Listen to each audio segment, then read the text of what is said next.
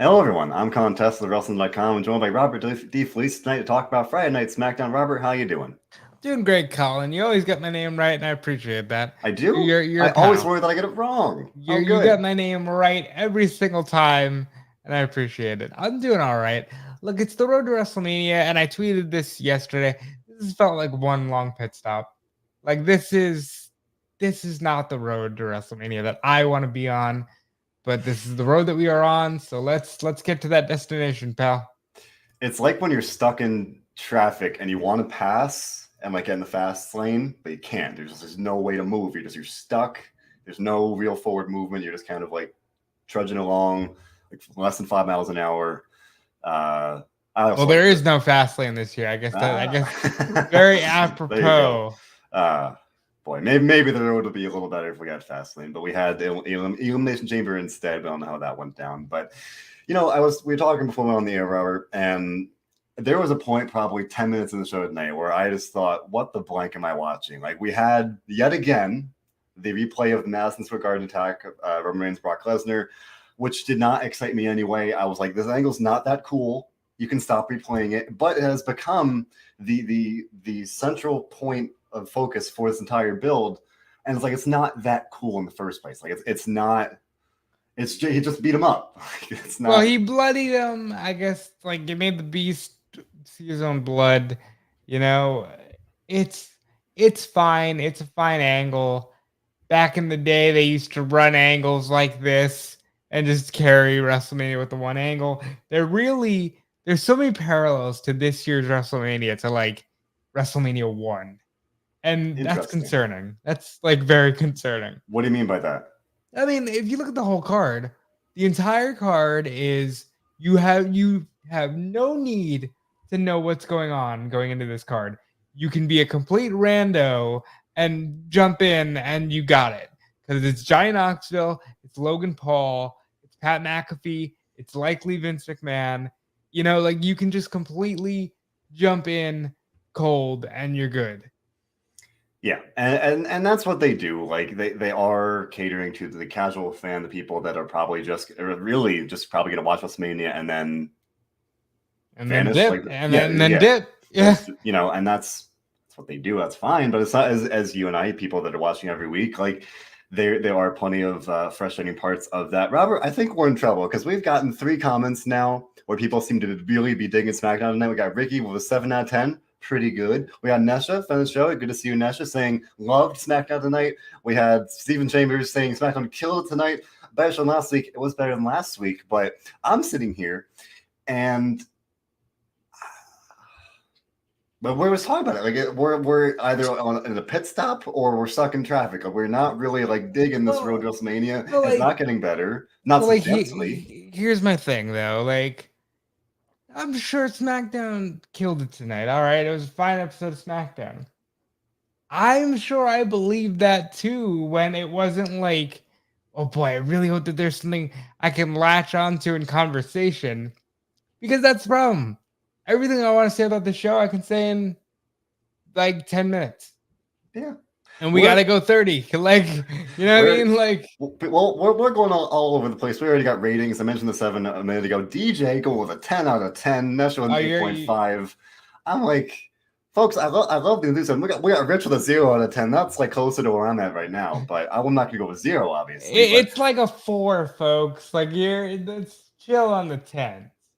Oh, Michael, I don't mean to be a downer, okay? I'm sorry. Don't change the phrase from Debbie Downer to Colin Downer, okay? I try so hard. It's also not illiterate, so you can't change it to Colin Downer. Cranky Colin or whatever. I don't know. But I try, folks. I try to come here and be positive, okay? Like, if you watch the NXT show, I've hated 2.0 for a while. And this week, I was actually like, hey, it's actually getting kind of decent. I come here now. And it's not like I set out at the start of the show on SmackDown being like, all right, I want to come on this podcast. I just want to crap all over SmackDown. Like, I don't want to have a bad time. There's so many things where I'm just like aggravated, and they're not even new things. Like, we had at the start of the show, I mentioned we had the Madison Square Garden thing again. We had Roman come in the ring. Then just so many small things just accumulate. We had Roman Reigns and Paul Heyman in the ring. Acknowledge me, blah blah blah. Paul Heyman gets a text message from bitter nemesis of Roman Reigns, Brock Lesnar, who says he's not going to come. He's not going to be able to get to SmackDown, having some travel problems.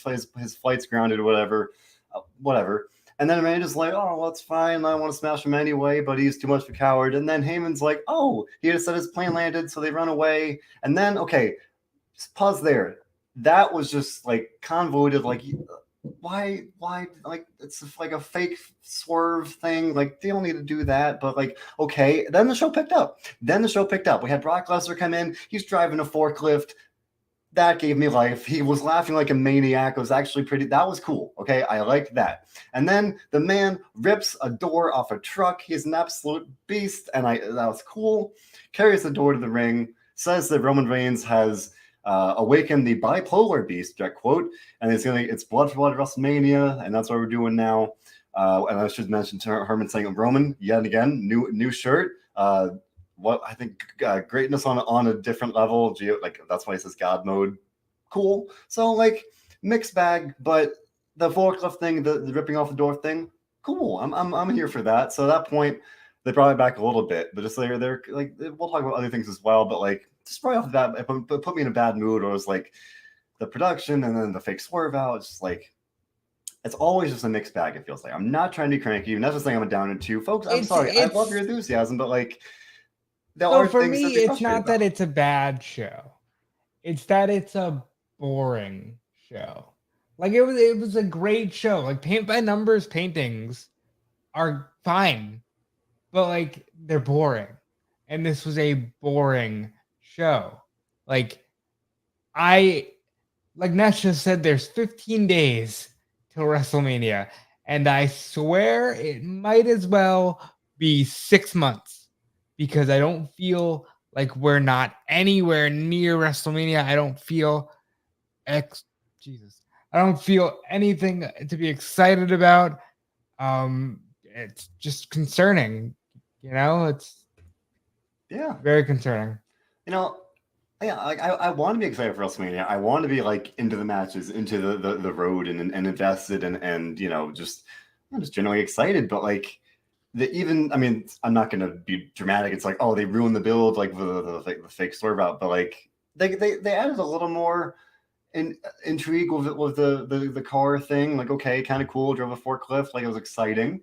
But again, this whole thing's just really built around the attack, and to me, it's like they've run into the ground already. I will point out we got Eddie saying, you can tell that Brock's enjoying this run. He's doing whatever he wants to do. He's already talked about it in several interviews, like he's actually being himself, and you can tell that he's like really digging it. He's literally said like he's invested, having a good time, and that shows, and that's good. This match is one thing, but we got like the other matches in general. It's just not really doing it. Like then the show ended with a very admittedly pointless segment for Charlotte Flair, Ronda Rousey, where Charlotte supposedly had a challenge for Ronda Rousey, quote unquote. It was like Charlotte's challenge. She comes out, calls Ronda a one-trick pony yet again, even though Ronda has 2 tricks now, which makes zero sense. I laughed at that. She's a one-trick pony, even though now you have an ankle lock. It's like, okay, that's at least 2. At least 2. That's a little silly. And then she said she had a challenge, but then she just insulted her, beat her up, and that was that. I thought they're going to make it like a submission match. Then Charlotte brought out a kendo stick. Now I'm thinking they might like announce it over the weekend. It could even happen tonight. I don't know, where they might add like a stipulation, but it's like it doesn't need a stipulation. Like this is their. I think they had a singles match years ago, but like we haven't. It's not a match we've seen. They had a singles match 3.5 years ago at Survivor Series 2018. When Charlotte was the replacement for Bex. Right. But like they haven't had a singles match for the world title on WrestleMania or anything like that. But I think it'll be a good match. It will be a good match. As always, the match is gonna be fine. It's gonna be good. Like they're 2 very, very talented people. You can't dispute that. I'm just saying, like, I always prefer when you have a good story in heading into a good match, whereas this is like Charlotte turned it into like a legacy measuring contest, where she was like, "Oh, like I'm a better champion or whatever. You're gonna go back home and have some babies." I just like, and again, they're 2 big stars. Like this should feel like a big deal, and like it does. But the story they're telling is like, it's not all that interesting in itself. So that, I guess one thing if I only care about like the lower card matches, I've talked about it before. I'm interested in the Brock Roman thing. The forklift thing kind of adds a little more intrigue tonight, but the Charlotte Ronda thing, not so much. Again, good match, but it's going to be a good match, but the story not really doing it for me. We had Nesha agrees saying that the build up for WrestleMania itself here sucks. Hard to disagree. That's what we're talking about here. We got Steven saying, kind of based on the general pattern we're seeing, the more Charlotte keeps beating up Ronda, the more I think Ronda will win. I don't see Ronda's winning. I mean, there's a certain level of what the hell if you bring Ronda back just to have her lose to Charlotte. Yeah. Ronda needs to win, hold the belt for a year, and then merge them with Becky. That's what they're doing. I wouldn't have done that. I would have had Ronda win and had her challenge Becky, because you'd think we would have learned through the pandemic that life isn't guaranteed. So you should just do things that you can do while you can do them. But no, we're going to draw this out. And by the way, the whole story, the whole reason she picked Charlotte is just to go, I'm not going to pick Becky. Yeah. It's like, oh, what? Okay. Yeah. That's not the story I would tell. No. And again, that's why it's kind of struggled from the get-go here. It's like it's kind of stumbling out of the blocks in a way.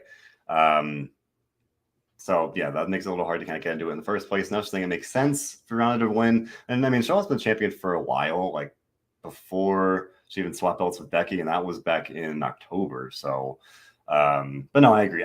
We were talking about before, like the thought that they could do Roman and The Rock WrestleMania 39, like that, trying to do a 1-year build for that. Like you can't assume you're gonna be able to do anything a year in advance. So like, granted, it's happened before in a pre-pandemic world, years ago with Rock and Cena, but things are different now. So to me, as you said, you got to do things kind of when you can, because there are no guarantees.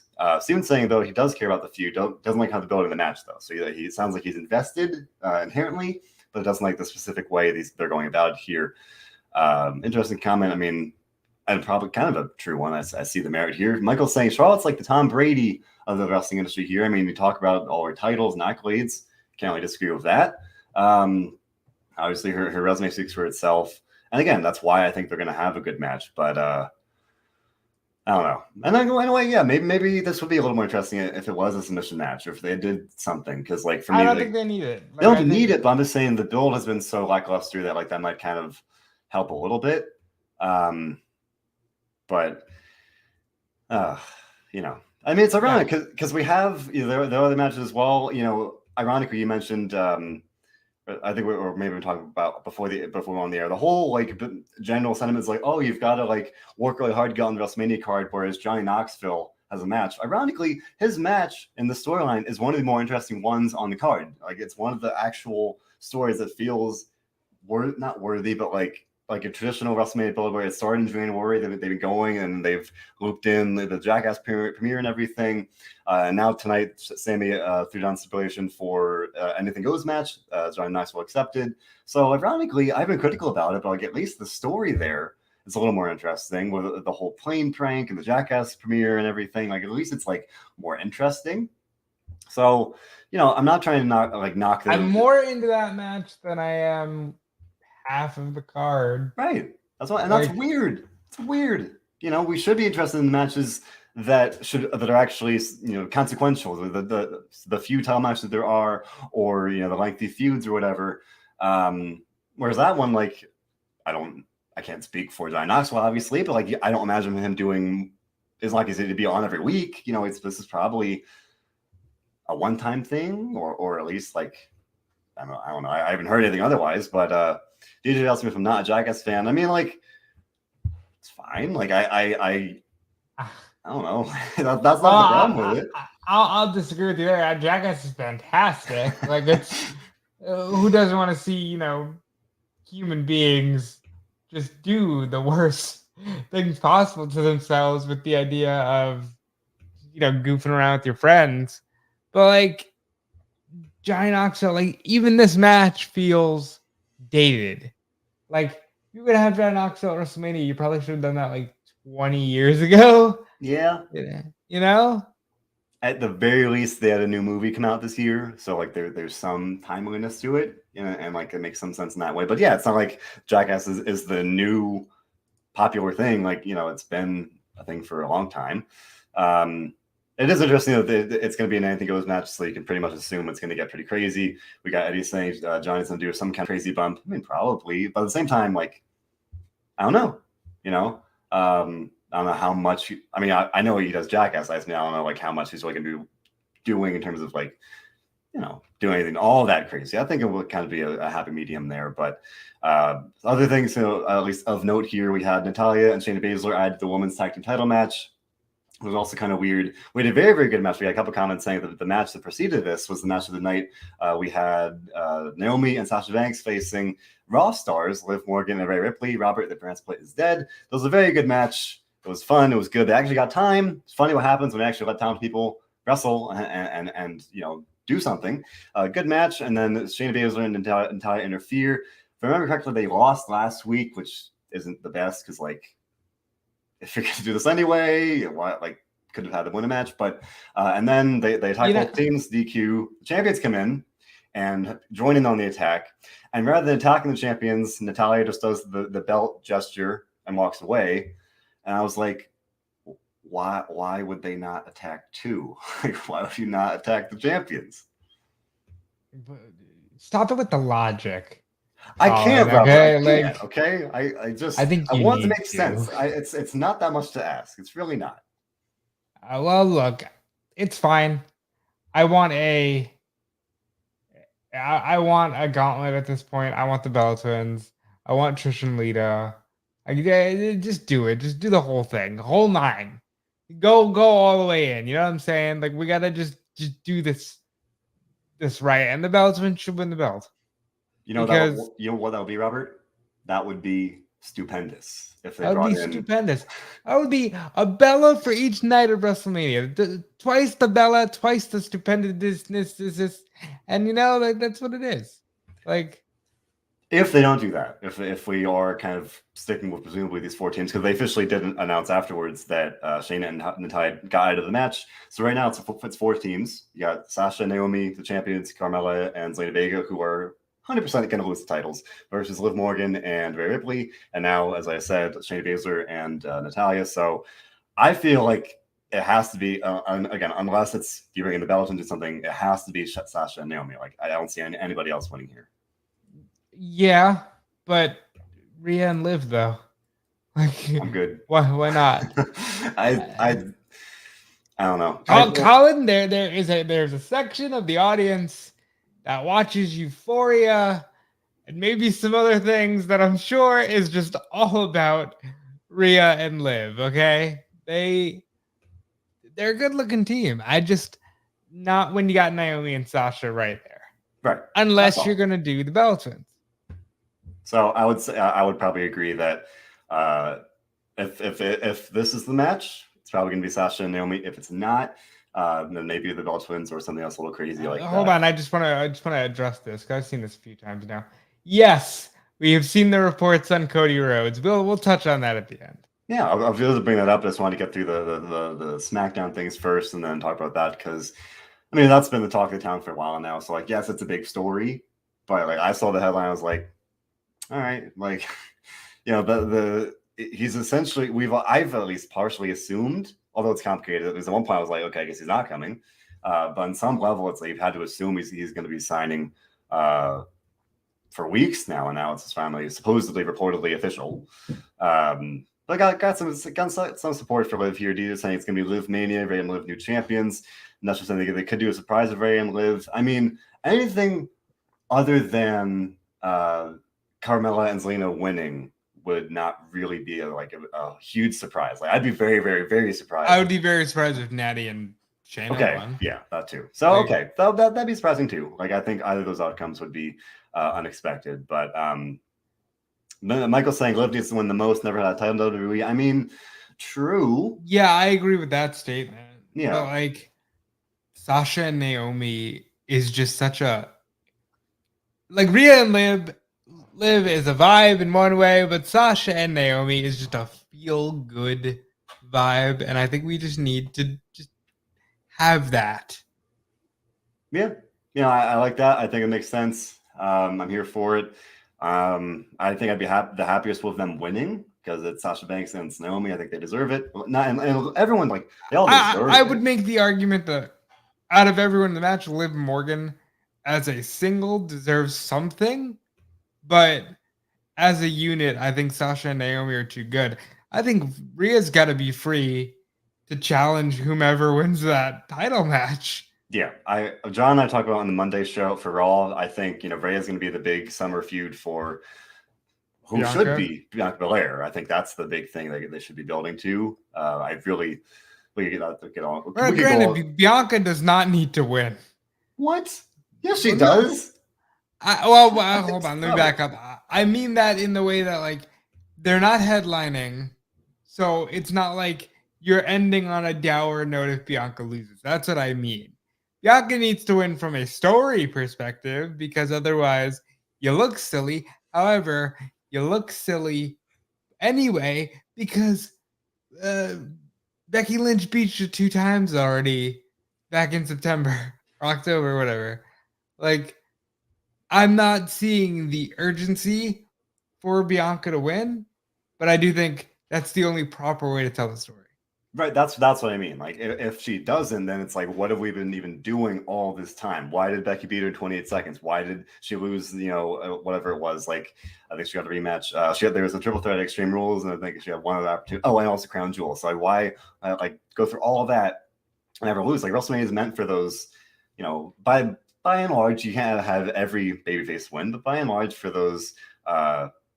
Feel good moments. But do you just think Becky could have the three-peat here of WrestleMania moments here? 38, 36, and I guess then 35 too, technically. So I can see that, but I'll be a little salty if Bianca loses because like it's kind of like right there, and if she doesn't, it's like, well, then what does she do next? Like she kind of, I feel, needs that one. But we could talk a whole while about the Raw side of things. We got SmackDown run through as well. Not a whole lot otherwise. We would talk about the women's tag titles here. We had a brief match with Nakamura and Rick Boogs getting win over the Lethal Lovers. And I only bring that up just to repeat that it feels like it's a lock that those guys are winning WrestleMania, which so silly. I don't agree with at all. Like it's the Usos versus. I think the Usos win. I'll say that. I think they retain the titles. I don't know. I think they should. I just like. Wait till you hear what I think the Raw titles are doing.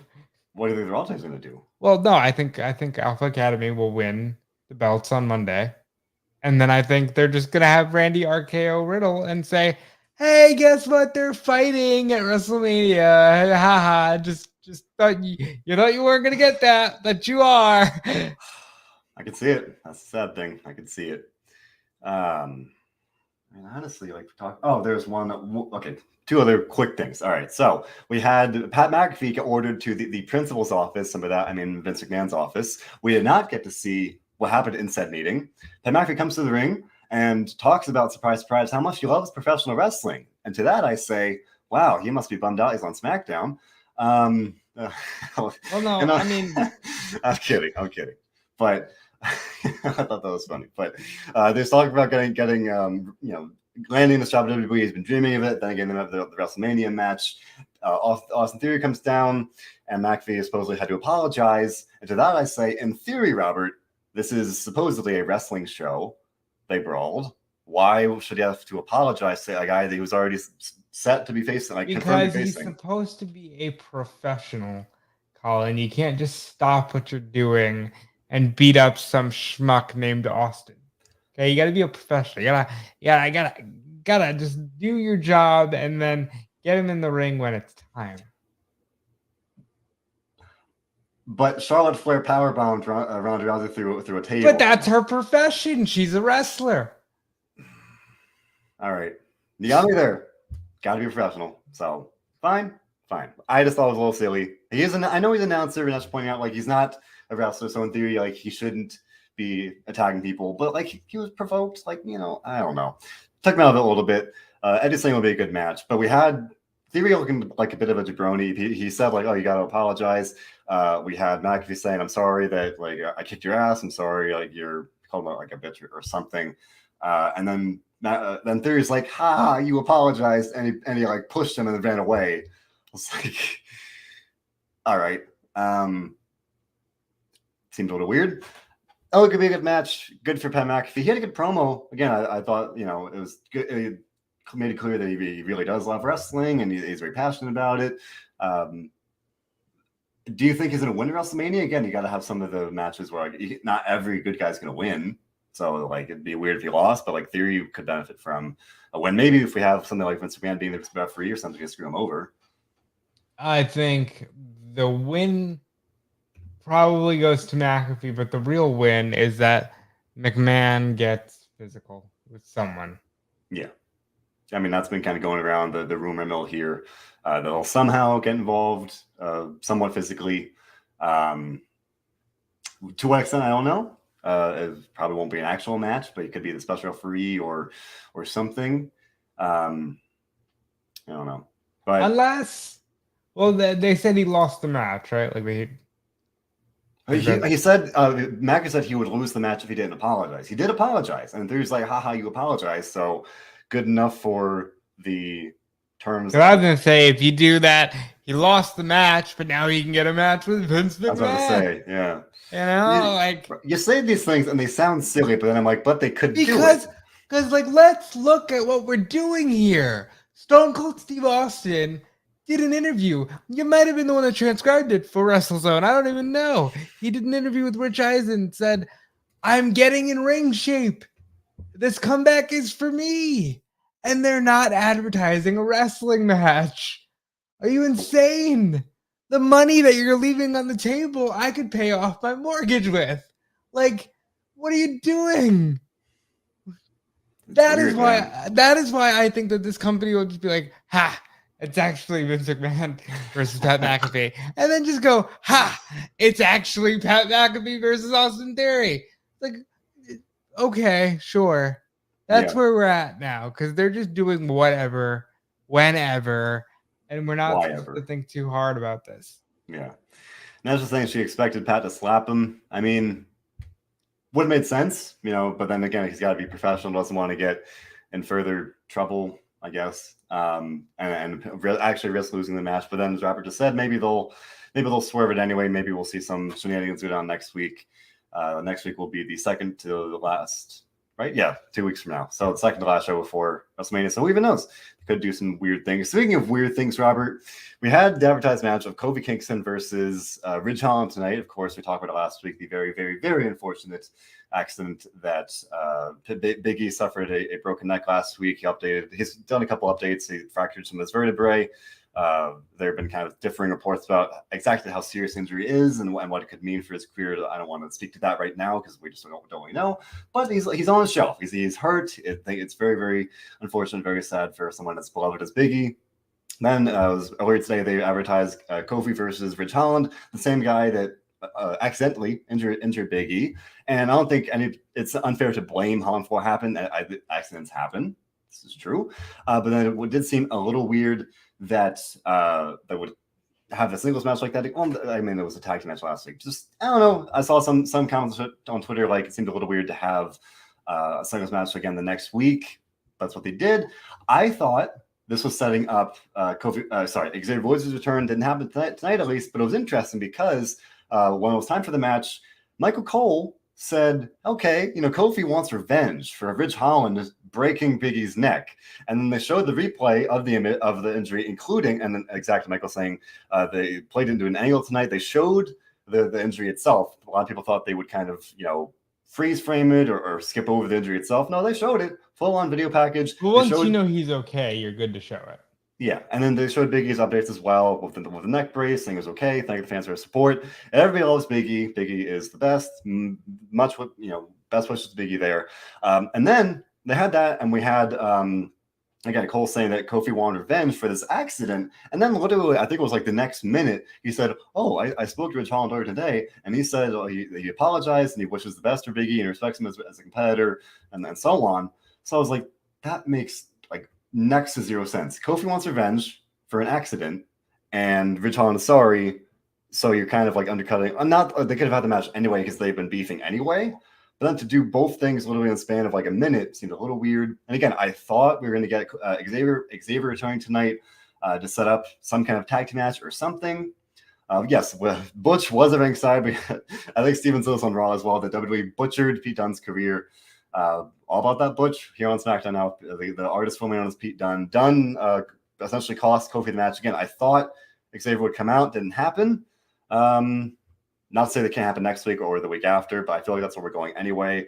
I don't know what's up with Xavier Woods. I thought he came back, so they're on the house show. That's right. They're clearly acting like he didn't though, because they didn't even mention it. So that's one of many weird things. I don't know what's going on there. I have to assume it's going to be Kofi and Xavier versus some permutation of Ridge, Butch, and Sheamus. Probably, honestly, Sheamus and Ridge at this point. I don't know. No. I mean, I hope that happens. At this point, Eddie's saying, Robert, I think Sean must have a Fightful tweeted that I reported this initially over in Fightful Select. The initial plan was for a 6-man before Biggie got hurt, and now Biggie's hurt. So, again, I would have to think they're going to do some kind of 2-on-2, because I don't see them like having an honorary New Day member or anything. I think they can only really do a 2-on-2 kind of thing. I don't really know where this is going, but it seems like the most natural direction at this point. Yeah, I would just do 2-on-2 and then have Sheamus win the Intercontinental title. I'm very strong on that's what he needs to do. It's the one belt he hasn't won. He should just win it because that's a moment, right? That's what we're doing here. We're doing moments. Yeah. There's your moment. He's a Grand Slam champion now. There you go. I'm on board with it. I like it. So, again, very, very unfortunate thing with Biggie. Like, to see it again tonight just really, like, bummed me out. I was like, so unfortunate. Very much hoping that Biggie has a full recovery as soon as possible. Hopefully he comes back as soon as possible. Regardless, we want him to be happy, healthy, and safe there, because it's just very unfortunate. They did do a temporary New Day member of KO years ago, but that was just a setup in an official feud. So I don't think they would bring on somebody just as like a one and only member or anything. And even if they did, I don't know who it would be at this point. So again, I would assume it's going to be 2-on-2, and that's fine. But one guy not on the show tonight was Ricochet, the IC champion. I don't even know if he's going to have a match at WrestleMania. In theory, he's a champion. He should. And they've the story we've been telling. Yeah, they've been saying like, oh, you essentially have to have a title to be on the WrestleMania card, but zero indication of that happening tonight. They could easily do something next week or even the week after, but I don't know. If not Ricochet, if he has a match, which I would assume he does, if they don't do this tag team, I would say, as you just said, Robert, maybe Sheamus. That'd be a good match. We've seen it dozens of times in the last year, but I don't know. No one feels like clearly in that spot right now. Like, you know, McIntyre is busy, feuding Happy Corbin. They're kind of engaged with each other. Michael Slay, maybe Cesaro will come back. I don't know about that. Like, he seems like they've gone separate ways. Not to say that he can never come back, but I don't know if he'd come back to WrestleMania. So I myself wouldn't bank on that. I would say it's, if anything, it's going to be some quicker thrown together thing. But that was SmackDown. We talked about it before. We had numbers before. Many of you said it was a good show, and I appreciate the enthusiasm. The things I liked the forklift thing. that was about it.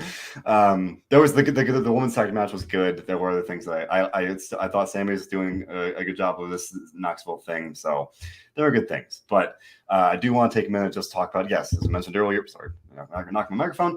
Just want to mention, yes, there was a report right before SmackDown. It was probably around 7:00.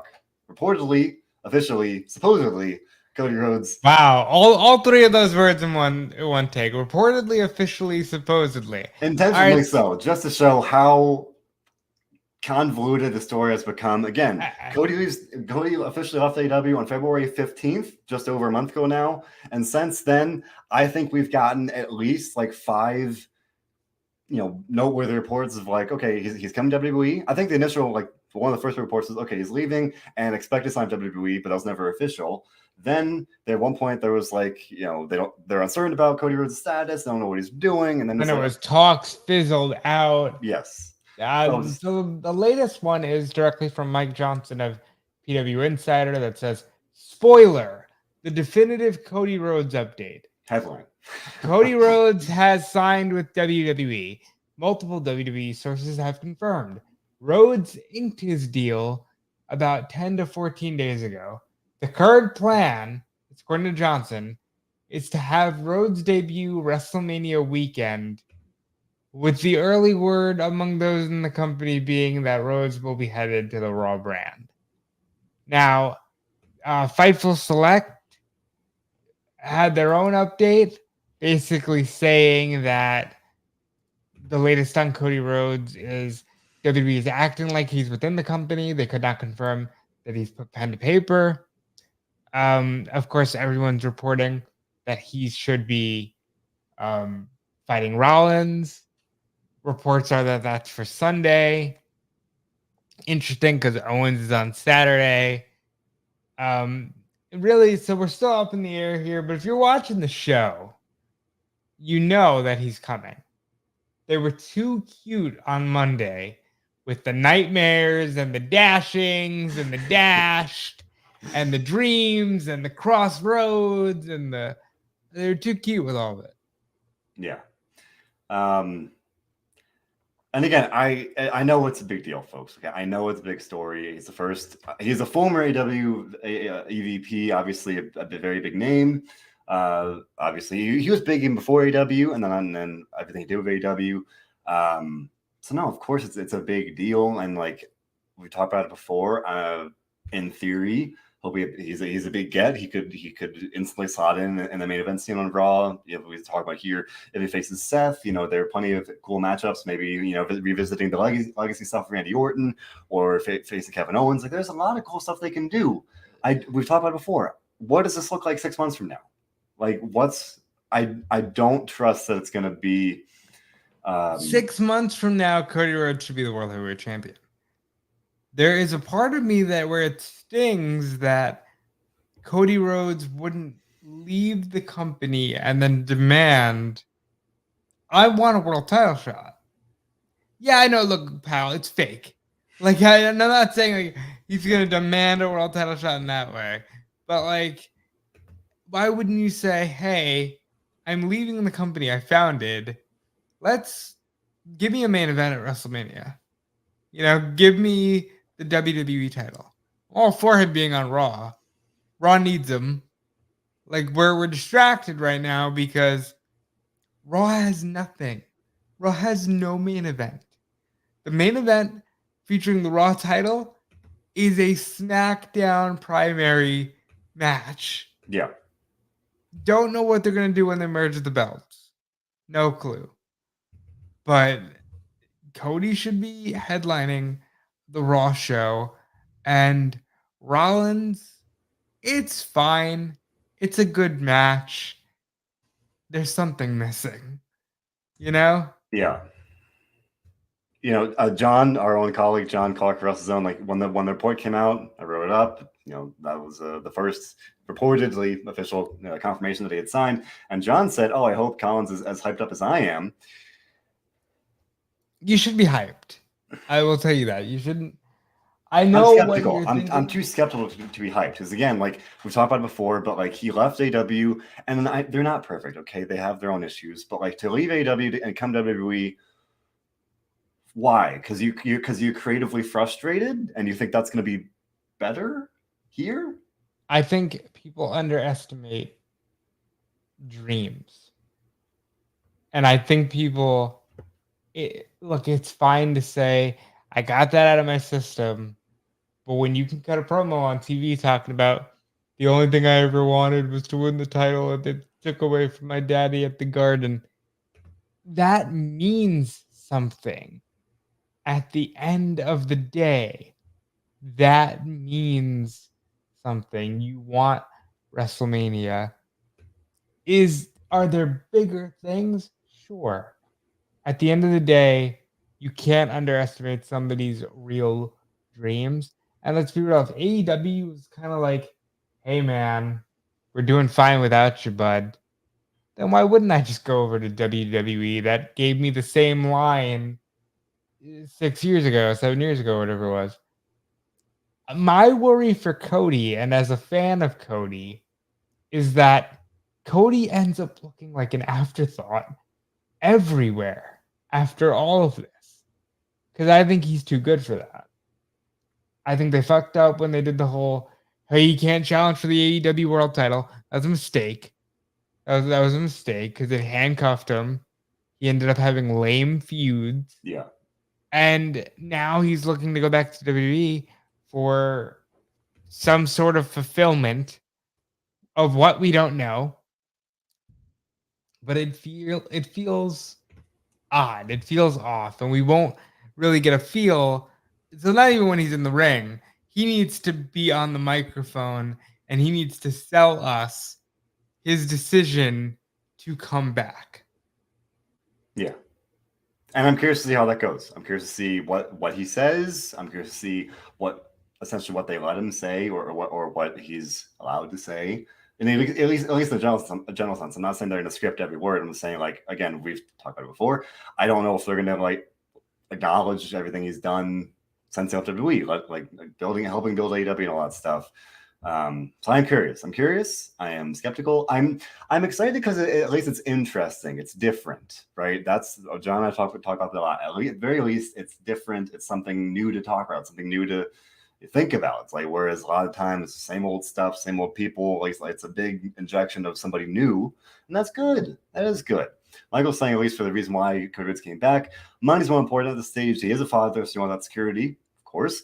And Cody can't control Tony anymore. I mean, Tony Khan has kind of like, that's been reported before. For the amount of times that Tony will say in every interview, well, things have gotten better ever since I took over control. Okay. That's very important to him. Also, I think it's important to say Cody didn't burn any bridge. From what it seems, Cody didn't burn a single bridge. I know Hunter called to congratulate him when he became a father. I know, he still got a great relationship with people over there. It's going to be interesting to see because I'm not interested in the one match. Right. I'm interested in the promo. I'm interested in the story because even if he's the only character doing anything worth a damn on TV, he needs to be a character doing something worth a damn on TV. Yeah, I agree. But at the very least, for that one match, it should be very good. We got Eddie saying Seth Rollins is the only top star of the WrestleMania match. So, of course, it makes sense to have Cody challenge him or face him because everyone else is kind of busy, essentially. So, ironically, and maybe that's the plan all along. Maybe at least in some way they've been planning this and like that's the way that the cards fell anyway. Or maybe he's the guy that attacked the Creed brothers because that's my dusty copy, you son of a bitch. Apples, oranges, they're all fruit. It all works somehow. I like it. That'd be interesting to see Cody involved there. But of course, it is going to be a good match. Well, not just like the motive of having two top stars face off. They're both very good. Like it's going to be a good match. But again, as we're saying, kind of beyond that is that's where the real intrigue lies. Where is going to go moving forward here. Speaking of AW, one quick question from DJ: do we think WWE is going to sign Joey Janela? No. Joey did an interview the other day. Beyond the stylistic clash there, Joey Janela did an interview with Denise Salcedo, basically saying he doesn't know if he's going to sign a contract ever again. Like he is very much. Listen, Joey Janela did an interview where he said he doesn't want to sign a contract. That's what I mean. Yeah. Yeah, like Joey Janela isn't going to WWE. There's no interest on either side. Yeah, Joey Janela is a wrestler. Joey Janela is Joe Janela. Like, he doesn't fit AEW really. He doesn't fit WWE. He fits the indies. He fits the free spirits of the world. He's gonna go on spring break, and I'm sure it's gonna be an amazing show where he's facing X-Pac. He's facing Sean Waltman. Yeah, that'll be good. And he's doing great stuff. They're like all over the place.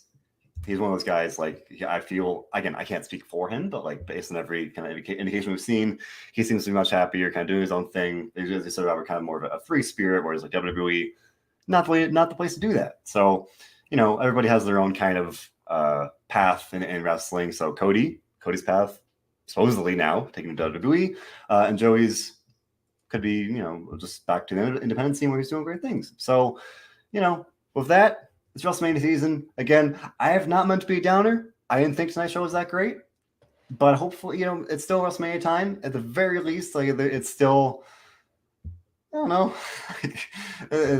It's something to look forward to. I'm sure WrestleMania itself will be a good show. The road there has not been the best. Hopefully next week's will be better. We got the next week and then the week after that for the go home shows here ahead of WrestleMania. But here's hoping that it'll be better than tonight. And not to say tonight was like bad, but it's WrestleMania. We still haven't really hit that high gear in my opinion. It's not too late to do it, although we're getting there. We're on the home stretch here. So I'm looking forward to it, but not as much as I want to be. So with that, Robert, as necessarily it's 15 days. Yeah, with that, scheduled printing, Robert, you and I are here on Fridays. John and I are here on Mondays to talk about Raw. Although John, I don't know if you know this, Robert. John's going to be at all 4 shows. Of course he is. The man is. The committed. man He is not only is he fan. committed, he lives a good life. Bless John Clark. So, schedule permitting, we're here on Fridays. Schedule permitting, if John's not all out and about, we're here on Mondays and Tuesdays to talk about Raw and NXT. The two Dynamite dudes on the Rampage, Marcus and Dominic, cover all things AEW. Otherwise, we've always got a great stream of interviews constantly coming at you guys. I have an interview with Big Damo coming up soon, former Killian Dane. He's debuting for New Japan this week. This Sunday, and let's have an interview about that going up. Should be the first one tomorrow. Otherwise, Bill Pritchard recently interviewed many more people I can be named: Dutch Mantel, Tasha Steeles. I don't even remember all of them, but all of them more always available on all of the platforms. Dutch Mantel, Tasha Steeles.